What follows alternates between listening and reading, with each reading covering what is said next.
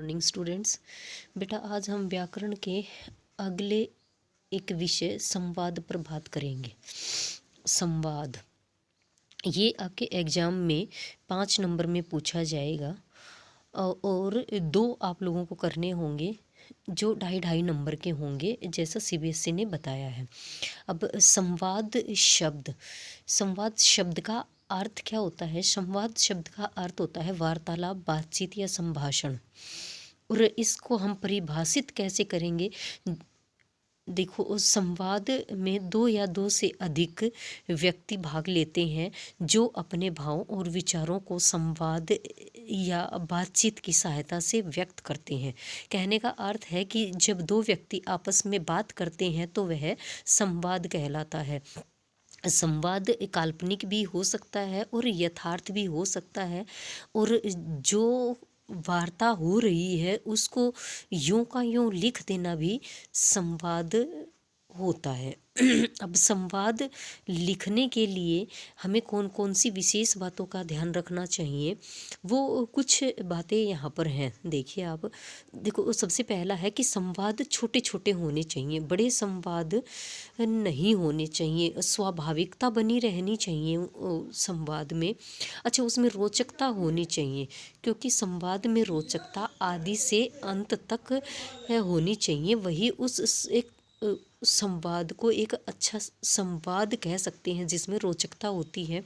और इसमें सरल भाषा के शब्दों का प्रयोग करना चाहिए, और भाषा अलग अलग व्यक्ति की और संवाद के अनुसार अलग अलग हो सकती है। जैसे एक अनपढ़ व्यक्ति का संवाद और एक पढ़े लिखे व्यक्ति के संवाद में अंतर मिलता है। एक पुलिस के संवाद में और एक शिक्षक के संवाद में अंतर मिलता है। उसी तरह से एक पिता और पुत्र के संवाद में अंतर मिलता है। इसलिए इसमें इन सभी बातों का ध्यान रखना है। अगला देखो, संवाद बोलने वाले के नाम संवाद के आगे लिखा होना चाहिए।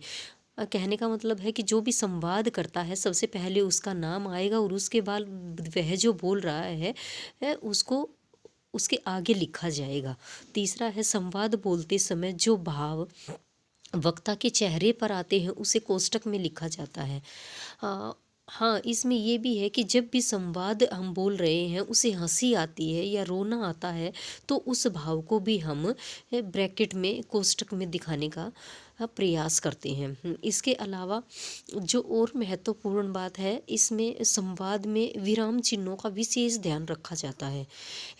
और जहाँ पर जिस विराम चिन्ह की आवश्यकता होती है उस विराम चिन्ह को वहाँ पर हमें लगा देना चाहिए, क्योंकि एग्जामिनर विराम चिन्हों को भी ध्यान में रखता है। अगला जो मेन पॉइंट है वो क्या है कि संवाद लेखन के अंत में वार्ता पूरी हो जानी चाहिए। ये नहीं है कि वार्ता पूरी ना हो और आपका संवाद ज़्यादा लंबा हो जाए। इसलिए हमें ये भी विशेष ध्यान रखना होता है कि जो संवाद है उसमें वो जो बात कहना चाह रहा है वो बात पूरी होनी चाहिए। दूसरा, इसमें एक और बात विशेष है कि जब भी संवाद 2 व्यक्ति कर रहे होते हैं और वहाँ पर कोई तीसरा व्यक्ति आ जाता है तो उसका आना है वो भी हमें एक कोष्टक में दिखाना है कि कौन आया है। वैसे इस तरह के आते नहीं हैं, ज़्यादातर आप लोगों के एग्जाम में 2 व्यक्तियों की वार्ता ही आती है। ये था इसमें संवाद जो था हमारा, उस संवाद में कुछ ध्यान रखने योग्य बात है। अच्छा, इसमें मुहावरे और लोकोक्तियों की यदि ज़रूरत हो तो आप वहाँ पर उनका प्रयोग कर सकते हो। अगर नहीं ज़रूरत है तो आप मुहावरे और लोकोक्तियों का प्रयोग नहीं करेंगे। अच्छा, इसमें हास्य कोई हंसी की बात है तो उसको भी आप इसमें डाल सकते हैं।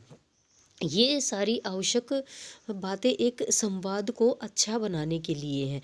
अब हम 1-2 संवाद आप लोगों को दिखाते हैं जिससे स्पष्ट हो जाएगा कि संवाद किस तरह से करना है। अब देखिए,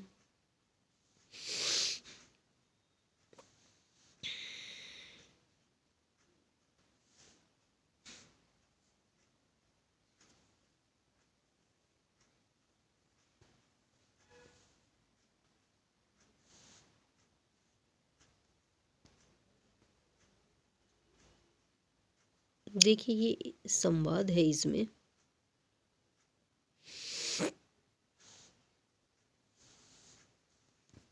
एक सेकंड।